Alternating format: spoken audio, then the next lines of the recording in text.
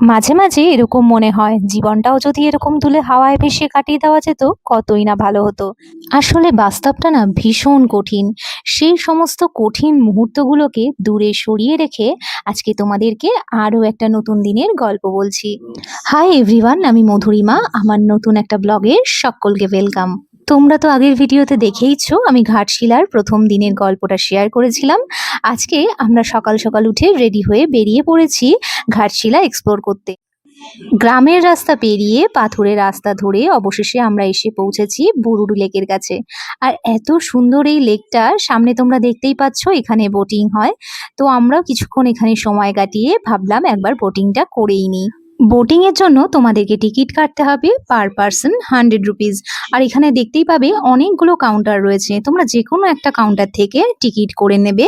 আর এরপরে না সিঁড়ি দিয়ে নিচে নেমে গেলে লাইন দিতে হবে, তারপর কি বোটিং শুরু। আমরা এখন এসেছি বুরুডি লেক। তো এই যে টিকিট কাটা হয়ে গেছে, এখন বোটিং করব। নিচে বোট রয়েছে, চলো পুরো লেকটা তোমাদেরকে ঘুরে দেখাচ্ছি।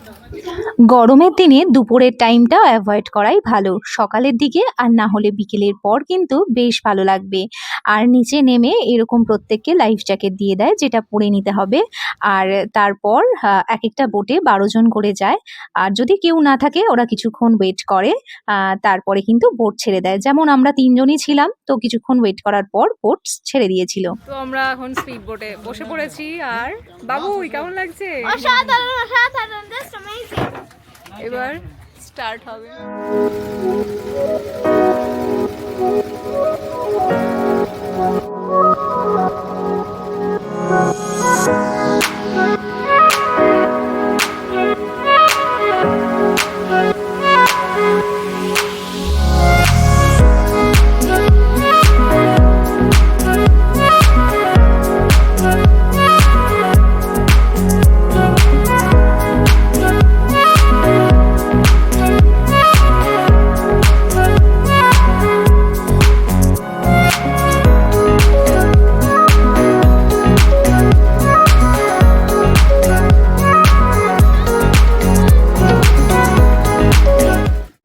বোট রাইডিং এবার শেষ, আমরা চলে এসেছি আবার যেখান থেকে শুরু করেছিলাম।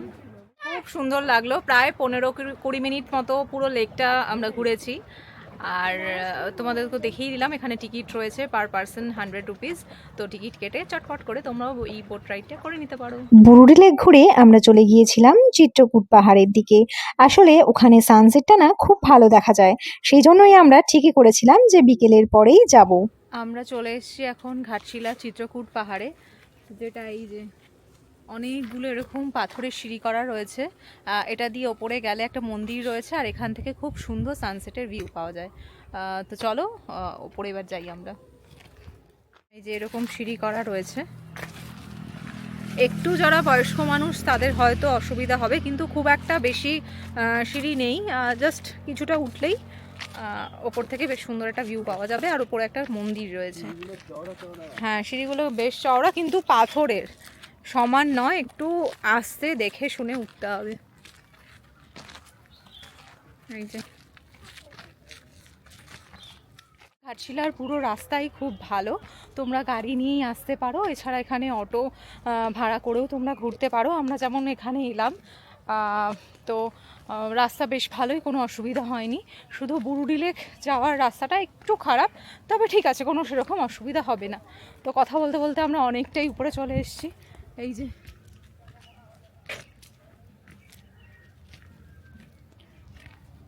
আরও কিছুটা ওপরে উঠতে হবে, গেলে মন্দির রয়েছে, আর ওপর থেকে বেশ ভালো একটা ভিউ পাওয়া যায়। আর সাথে এখানে কিছুক্ষণ ওয়েট করব, কেননা এখানে বেশিরভাগ মানুষই চিত্রকূট পাহাড়ে আসে সানসেটটা দেখার জন্য। তো আমরাও সেটাই দেখার জন্য একটু বিকেলের দিকেই এসেছি। এখন ঘড়িতে প্রায় 4:45। তো দেখা যাক কীরকম লাগে। পৌঁছে গেছি। এই যে মন্দির, শিব মন্দির রয়েছে উপরে।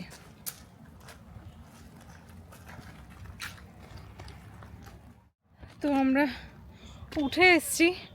লাস্ট রাস্তাটা বেশ খারাপ। এই যে আমার মনে হয় না বয়স্ক কেউ এখানে উঠে আসতে পারবে বলে। দেখো একবার শেষের দিকটা ওই বাবুই আসছে। শেষের রাস্তাটা একটু খারাপ, মানে সিঁড়ি মতো আর নেই, পাথরের সব বোল্ডার বোল্ডার রাখা, তো ওই রকমভাবেই উঠে আসতে হচ্ছে। ওই যে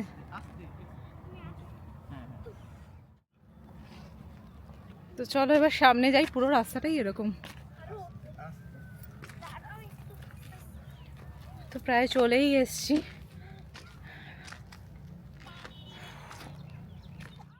আমরা উপরে পৌঁছে গেছি, ওই দূরে স্টেশন দেখা যাচ্ছে, আর পুরোটা উপর থেকে ঠিক এরকম লাগছে।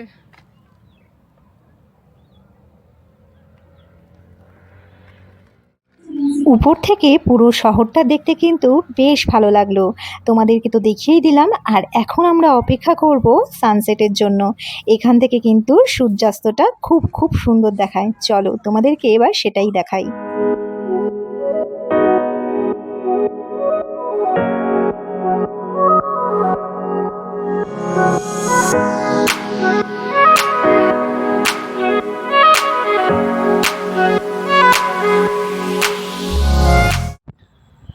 আজকের মতো ঘোরাঘুরি আমাদের এখানেই শেষ। আবার চলে এসেছি, দেখতে পাচ্ছ রিসর্টে। এত সুন্দর সন্ধেবেলাতেও লাগছে চারিদিকটা, পুরো আলো। এই যে ভীষণ ভীষণ সুন্দর। এবার ফিরে প্রচণ্ড সারাদিন ঘোরাঘুরি করে আমরা টায়ার্ড। রাতে প্রায় আমরা 2টোর সময় উঠে রেডি হয়ে বেরিয়ে এসেছি। সারাদিন একদমই ঘুমানো হয়নি, তো এখন তাড়াতাড়ি খুব তাড়াতাড়ি ডিনার করে নেবো, নিয়ে শুয়ে পড়বো, কেননা কালকে আরও দূরে যাওয়ার প্ল্যানিং রয়েছে। সেটা কালকে সকালে উঠেই আমি শেয়ার করব। আজকের মতো ভিডিওটা আমি এখানেই শেষ করলাম। সবাই ভালো থেকো, সুস্থ থেকো। খুব শিগগিরই তোমাদের সাথে আবারও কথা হবে আমার নতুন ভিডিওয়।